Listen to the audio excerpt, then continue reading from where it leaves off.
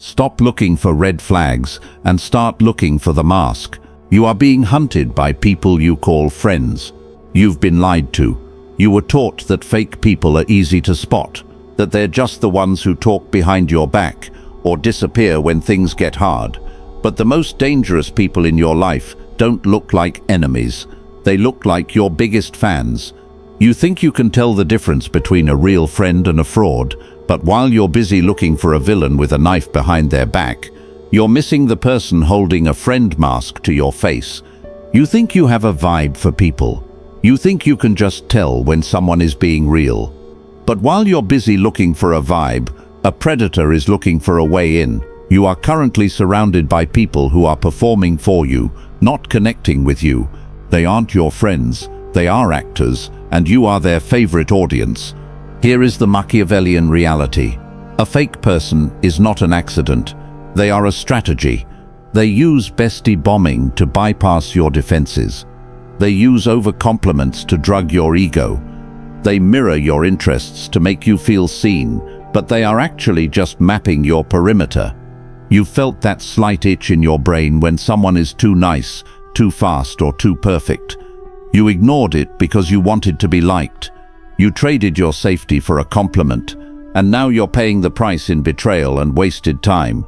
Machiavelli warned that men are so simple and so much inclined to obey immediate needs. Your need is to feel significant.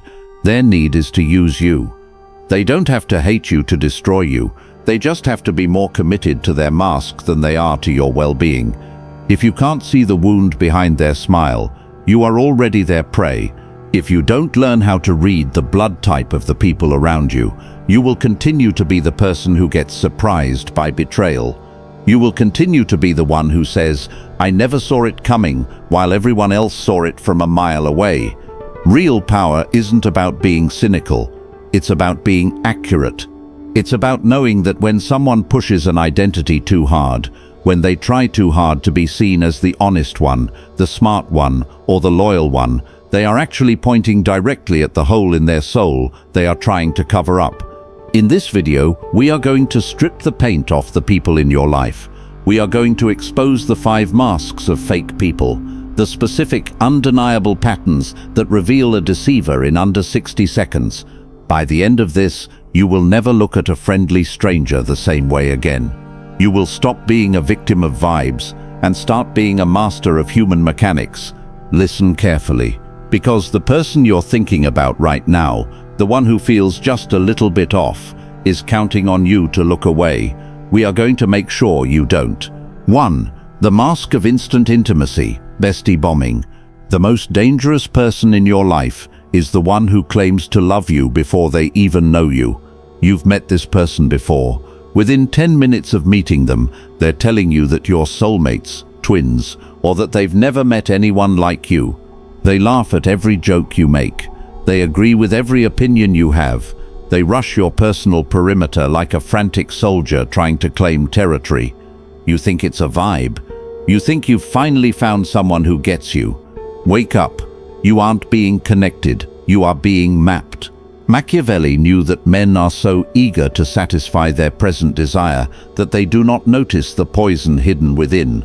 The bestie bomber is a social predator who uses high-intensity affection as a smokescreen. Secure, high-value people do not attach instantly. They are cautious with their trust because their trust has actual value. If someone is handing you their unconditional loyalty on the first day, it's because that loyalty is worth nothing, or because they are trying to trick you into handing over yours in exchange. Think about why they do this. By declaring you their best friend immediately, they create a false sense of obligation. Now, you feel like you have to be nice back. You feel like you can't say no to their favors, because, after all, you're besties. They are skipping the months of vetting and testing that real relationships require so they can get straight to the payout. They are looking for a host, someone whose status, money, or emotional energy they can parasite. You've seen the pattern. These people come into your life like a hurricane of support, and then the moment you stop being useful, or the moment you set a single boundary, they vanish, or worse, they turn. The person who loved you instantly will be the same person who hates you with the same intensity the moment you stop feeding their ego. This is the harsh truth. Instant intimacy is a strategy of the weak. It is a sign of deep-seated insecurity. They need to lock you in before you realize who they actually are. They are overselling themselves because they know the product is defective. They drown you in bestie bombing so you'll be too blinded by the flattery to notice the red flags waving in your face. They don't want to be your friend. They want to be your shadow. They want to merge with your identity so they can hide their own. If you are currently entertaining someone who is moving too fast, stop. Realize that you are being groomed for a transaction. Machiavelli warned that he who believes that new benefits will cause great personages to forget old injuries is deceived. In this case, he who believes that a stranger's love is real is a fool. A prince watches the man who rushes toward him with open arms just as closely as the man who stands with a sword. You have been allowing these people to walk through your front door without checking their ID. You've been mistaking enthusiasm for character. You've let the bestie bomber set the pace of your life, and that is why your inner circle feels like a revolving door of drama and disappointment. Stop being a fool. This is not connection. This is a perimeter breach. In the Machiavellian world, trust is a commodity that must be earned through trial, time, and sacrifice. When someone offers it for free, it's because it's counterfeit. Bestie bombing is a tactical maneuver designed to bypass your logical defenses. By flooding you with instant intimacy, they create a social debt that you didn't ask for but feel obligated to pay. You need to start treating instant intimacy as a red alert. When someone moves too fast, you must move twice as slow. Watch how they react when you don't share a secret back. Watch how they react when you aren't available for their emergency hangout. A real friend will respect your pace. A fake person will get frustrated or hurt because you are ruining their timeline for control. They are on a clock, and every day you don't fully trust them is a day they risk being exposed. You've learned to spot the one who rushes you. But there is a second mask that is even more deceptive because it feeds the one thing you can't resist, your own vanity.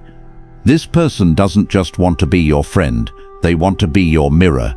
They have mastered the art of the sugar-coated lie, and they are using it right now to make you feel like a king while they pick your pockets. This mask is the most common one in the corporate world, in social circles, and even in your own family. It's the one that makes you feel like a king right before it makes you a servant. You think they're your biggest fan, but they're actually just a mirror showing you exactly what you want to see, so you don't notice the hand in your pocket. 2. The mask of the enthusiastic mirror. You have a weakness, and the fake person knows exactly where it is. It's your ego.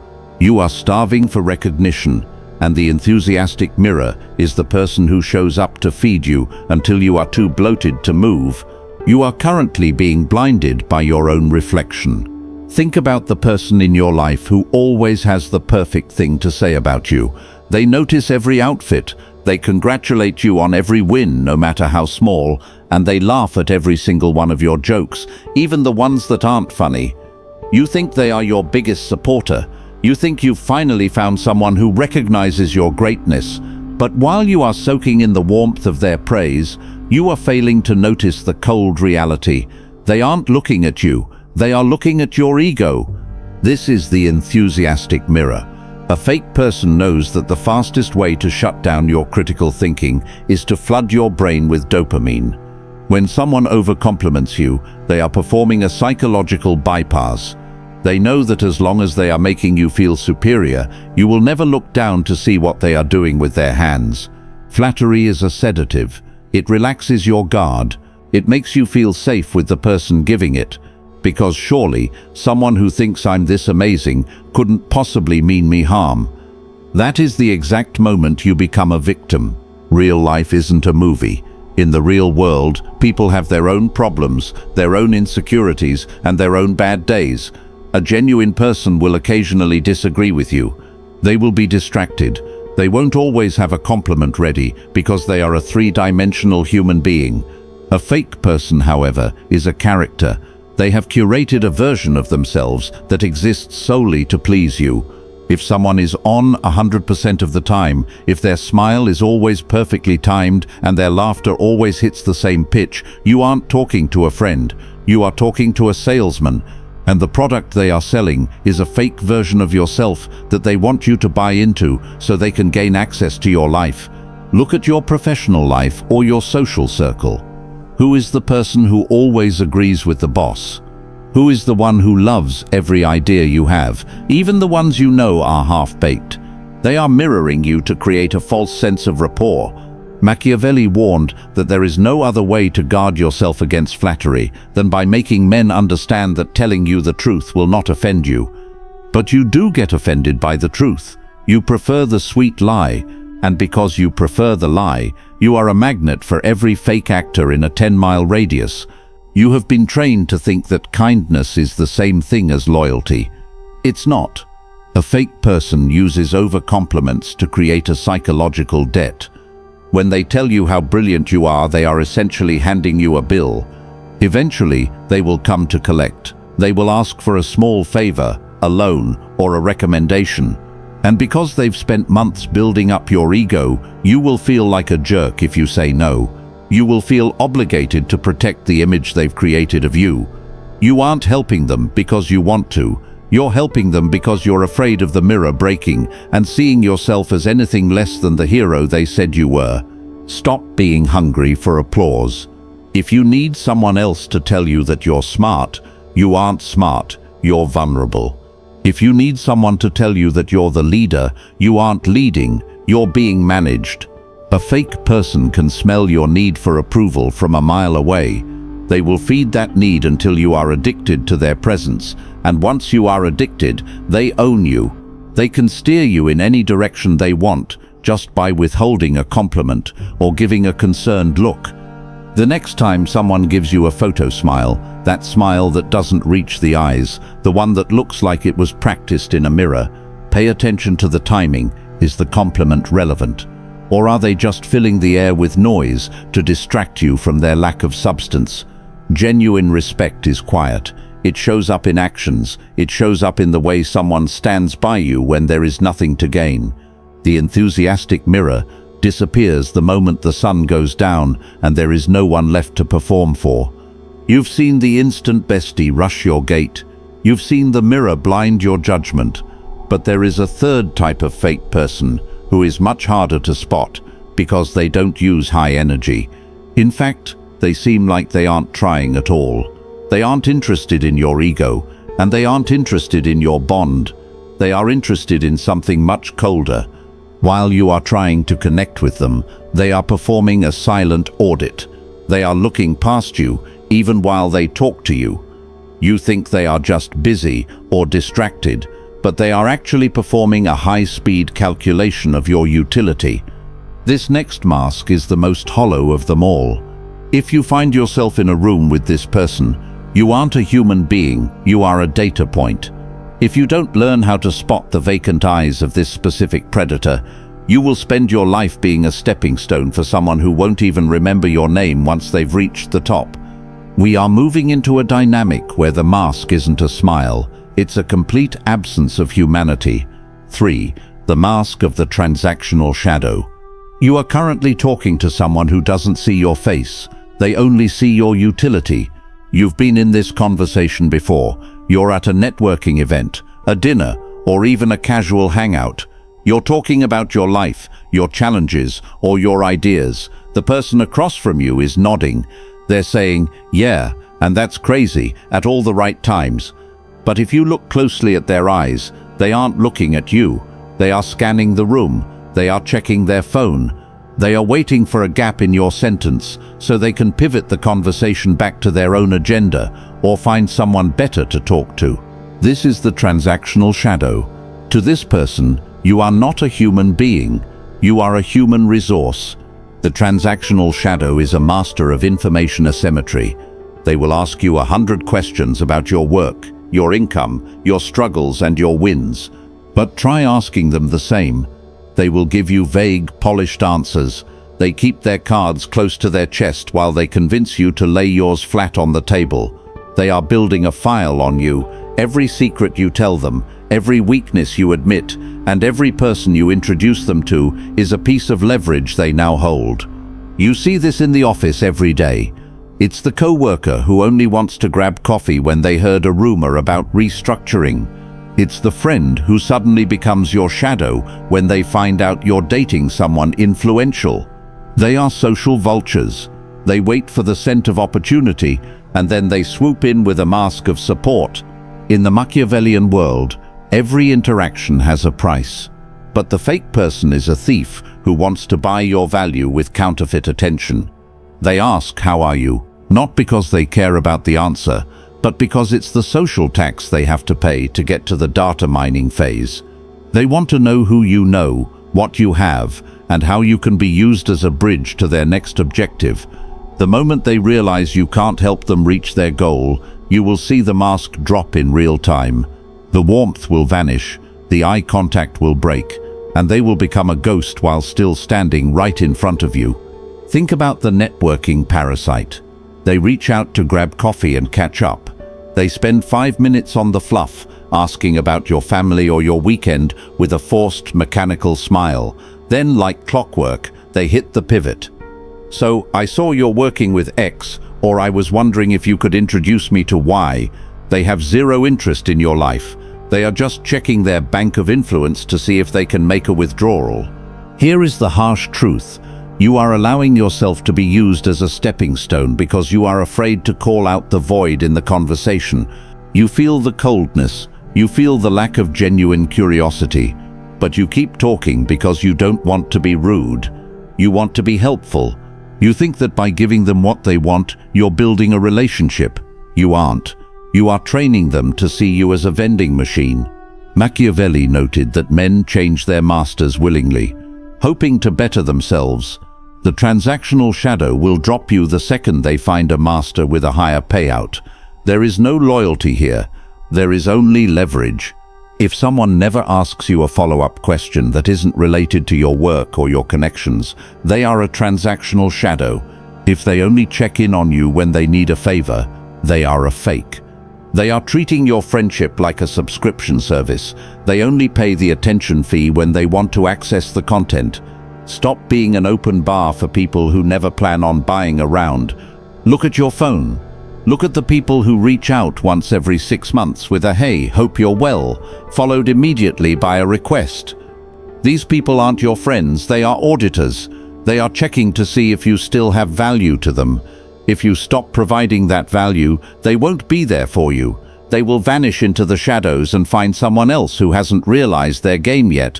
The most dangerous part of the transactional shadow is that they are often very productive and successful. They look like winners, so you want to be near them. But they are winners who build their empires out of the bones of useful fools like you. They don't have allies, they have assets. And the moment an asset becomes a liability or simply stops producing a return, it is liquidated without a second thought. You need to start starving the ghost. The next time someone reaches out for data, give them nothing. See how long they stay in the conversation when there is no profit to be made. If they disappear when the utility is gone, you've found the fake. You've saved yourself years of wasted energy and one-sided loyalty. You aren't being selfish, you are being strategic. You are protecting your most valuable resource, your time and your access, from people who don't deserve to breathe the same air as your ambition. You've seen the bomb, the mirror, and the shadow. You're starting to see the world through a cold, clinical lens. But there is a version of fakeness that is far more twisted. It's the one that hides behind pain. You think that when someone is hurting, they are being their most honest self. You think that vulnerability is the opposite of fakeness. You are wrong. There is a specific type of actor who uses their wounds as a camouflage to hide their malice. They don't want your help. They want your defense. They want to use their weakness to make you feel like the strong one, so you never notice when they start to bleed you dry. The next secret is about the weaponized tear. It's the person who uses their struggle to bypass your judgment and make you a servant to their insecurity. If you've ever felt guilty for being successful around someone who is always suffering, You are about to see the most manipulative mask of all, and why your pity is the very thing that is keeping you under their control. 4. The mirror of malice, the judgment trap. The fastest way to see a fake person's true face is to listen to how they describe the people who aren't in the room. You've sat through these lunch breaks and late-night drinks. You've listened to them tear down your mutual friends, your boss, or even their own family. They call others arrogant, stupid, insecure, or weak. They do it with a tone of honesty, as if they are letting you in on a secret. They make you feel like you are the only one they truly respect. You think you're bonding over the truth. You think you've finally found someone who sees through the BS just like you do. Stop being a target. In the Machiavellian world, a person's insults are not a description of their enemies. They are a confession of their own psychological wounds. When a fake person puts someone else down, they aren't using a telescope, they are using a mirror. They are projecting their own deepest fears and insecurities onto everyone else, so they don't have to face them. This is the mirror of malice, and if you don't learn how to decode it, you will never realize that the very things they hate in others are the things they are currently hiding from you. Think about the real-world mechanics of an insult.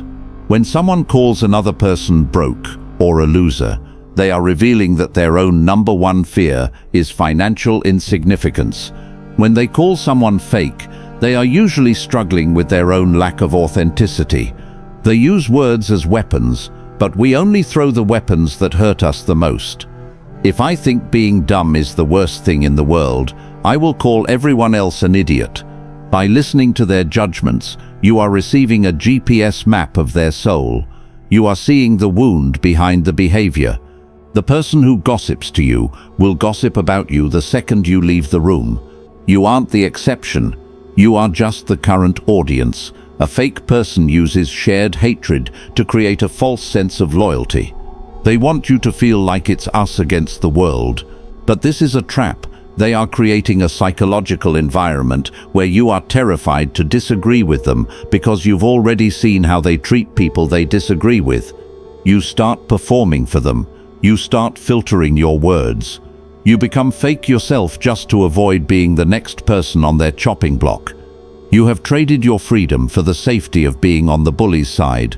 Machiavelli understood that it is much safer to be feared than loved. The fake person using the mirror of malice is trying to create a low-level fear. They want you to know that they have a sharp tongue and a long memory. They want you to stay in line, but look at the pity they often hide behind. Have you noticed how their judgments are often wrapped in a story of how they were mistreated? They tell you how everyone is out to get them, or how nobody appreciates their hard work. This is the pity loop. They judge others to feel superior, and they play the victim to feel untouchable. It's a double-layered mask. If you call them out on their gossip, they become the wounded soul who has just been hurt too many times. They use their trauma as a shield to keep you from holding them accountable for their malice. You end up apologizing to them for being offended by their toxicity. You are being manipulated by someone who has mastered the art of being both the judge and the victim at the same time. You've experienced this with the concerned critic. They don't just insult people, they do it under the mask of being worried. They say, "I'm just really concerned about how much she's posting lately, it seems so desperate." No, they aren't concerned, they are envious. They are projecting their own fear of being insignificant onto someone else's visibility. They are using morality as a weapon to attack someone whose success makes them feel small. This is the confession of the wound. If you want to know what hurts a person the most, listen to the insults they choose. We tend to think that everyone is like us, so when we want to hurt someone, we use the words that would hurt us the most. If a fake person constantly mocks someone's intelligence, it's because they live in a state of constant terror that they are actually stupid. If they mock someone's lack of loyalty, it's because they know, deep down, that they would sell you out for $1. Their mouth is talking about someone else, but their soul is describing itself. You have been blinded by the noise of the judgment. You get caught up in the drama. You take sides. You become part of the toxic cycle. But a strategist doesn't listen to the content of the gossip. They listen to the motive. Why do they need you to believe this person is bad? What do they gain by lowering this person's status in your eyes? Usually, it's because they want to isolate you. They want to be your only source of truth, so they can control your perception of reality. You see this in every social circle. It's the person who constantly warns you about everyone else. Be careful with him, they say. She's only using you, they whisper. They aren't protecting you. They are isolating you. They want to be your only source of truth. If they can convince you that everyone else is fake, you will depend entirely on them. They are building a wall around you, brick by brick, using the faults of others as the mortar. Stop being a vessel for someone else's poison. When someone starts tearing others down, don't nod, don't agree, just watch. Observe the intensity of their anger. Observe the specific words they use. If they call someone power-hungry, it's because they crave power they don't have. If they call someone unfaithful, it's because they don't trust their own loyalty. You are watching a live demonstration of their internal rot. Machiavelli warned that men are so simple and so much inclined to obey immediate needs. Your immediate need is to feel in on the secret. Their immediate need is to project their shame onto someone else. By participating in the judgment, you are helping them conceal their fakeness. You are becoming an accomplice in their psychological cover-up. To break this mask, you must learn to read the insult. The next time this person goes on a rant about someone else, ask yourself, why does this specific trait bother them so much?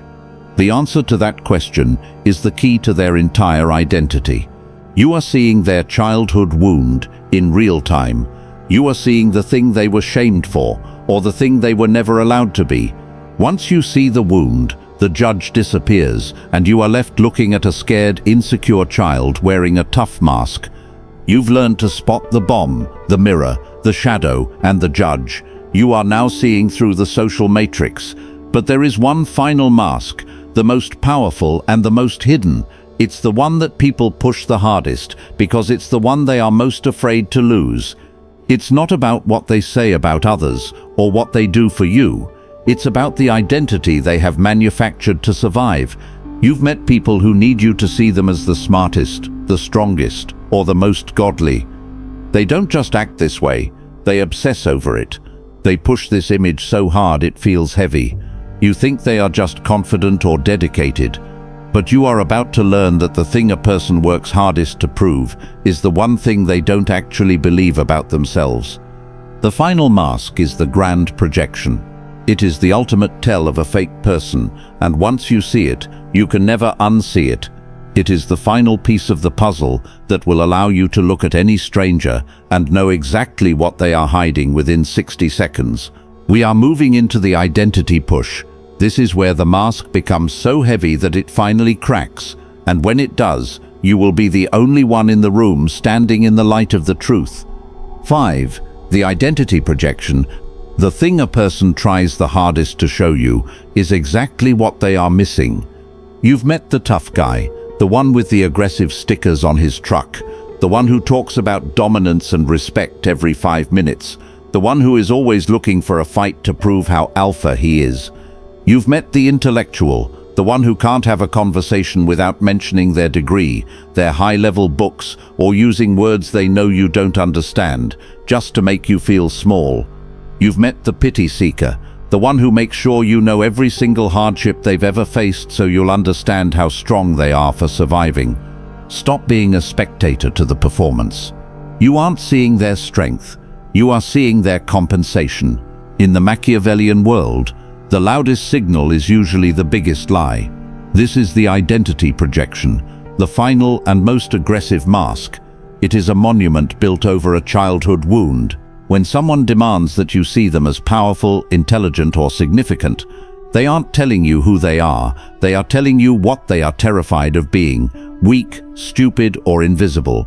Here is the harsh truth. The more someone performs an identity, the more they are trying to convince themselves of it, not you. Think about the psychological mechanics. A truly wealthy man doesn't need to wear a shirt with the price tag still on it. A truly powerful man doesn't need to tell you he's the boss. Power is felt, not announced. If someone has to advertise their virtues, it's because those virtues don't exist in their natural state. They are trying to overcorrect for a void they've been carrying since they were 10 years old. The guy screaming about strength is usually the boy who felt helpless. The woman screaming about independence is usually the girl who was abandoned. Machiavelli understood that it is unnecessary for a prince to have all the good qualities, but it is very necessary to appear to have them. The fake person takes this to a desperate extreme. They don't just want to appear good, they want to force you to acknowledge it. They are social drug dealers, and you are the source of the drug. They need your approval, your acceptance, or your pity to stop the internal screaming of their own insecurities. Every time you validate their performance, every time you tell the tough guy he's strong, or the intellectual he's smart, you are feeding a ghost that will never be full. You have been a validation source for people who have no intention of changing. You think you're being supportive. You think you're helping them build their confidence. No, you are enabling a delusion. By playing along with their mask, you are helping them hide from themselves. And more importantly, you are making yourself a target. When someone pushes an identity that hard, they will eventually see you as a threat the moment you stop clapping for their performance. The nice guy mask will fall off the second you stop giving him the approval he thinks he's bought with his niceness. Look at your circle. Who is the loudest? Who is the one who constantly steers the conversation back to their significance? This is your hidden rule in action. If you know what someone needs to be seen as, you know exactly what was missing in their past. If they need acceptance, they were exiled. If they need intelligence, they were judged. If they need power, they were suppressed. You aren't just meeting a person, you are meeting a survival strategy. You have been blinded by the noise of the identity. You've been reacting to the armor instead of the person inside it. But a strategist doesn't look at the armor, they look for the chinks.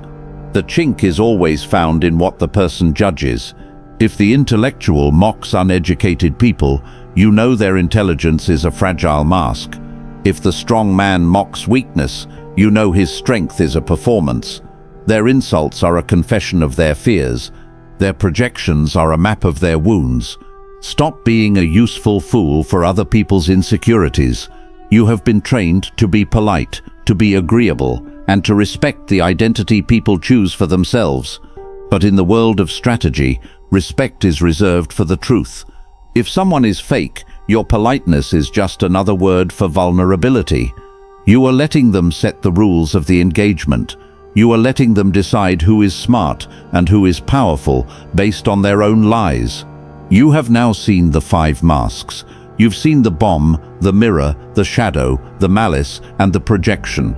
You can no longer go back to the world of nice and mean. You are now moving in a world of actors and strategists. You know that fakeness is just a failed attempt at power by the weak. You know that the people who rush you, flatter you, use you, judge you, and perform for you are all operating from a place of fear. The weight of this knowledge is your new burden. You can no longer ignore the photo smile or the transactional silence. You can no longer pretend that your friends are being real when their insults are clearly confessions. You have been red-pilled into the Machiavellian reality of social dynamics. The question is, do you have the stomach to use it? If you have stayed until this final strike, you have shown the kind of discipline that 99% of people lack. They checked out when the truth got too uncomfortable. They went back to their bestie bombs and their ego mirrors because the lie is easier to live in. But you are still here. You are the kind of person this channel was built for. If you recognize that your old way of trusting was actually a way of leaking your power, then align yourself with the truth. Like this video and subscribe to the channel. This isn't a favor to me, it is a commitment to yourself. It is a signal that you are done being a victim of social performances.